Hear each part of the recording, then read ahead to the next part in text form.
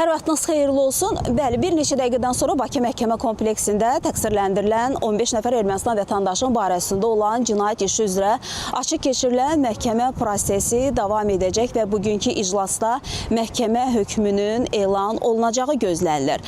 Məhkəmə prosesi ötən ilin yanvarında başlayıb və bir ildən çoxdur ki, davam edirdi və məhkəmənin sonuncu iclasında Hakimlər Kollegiyası qərar qəbul etmək üçün müşavir otağına getmişdi.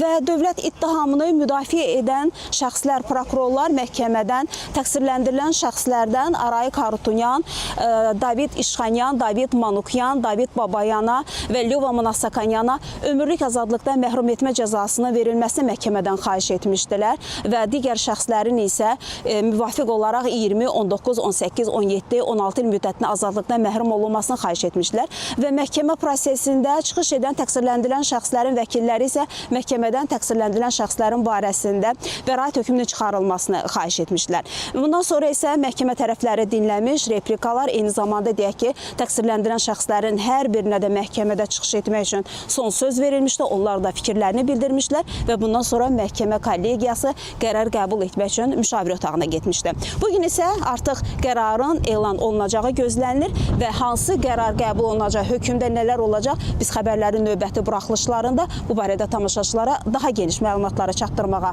çalışacağıq deyərək sözü yenidən mərkəzə, studiya ötürürük.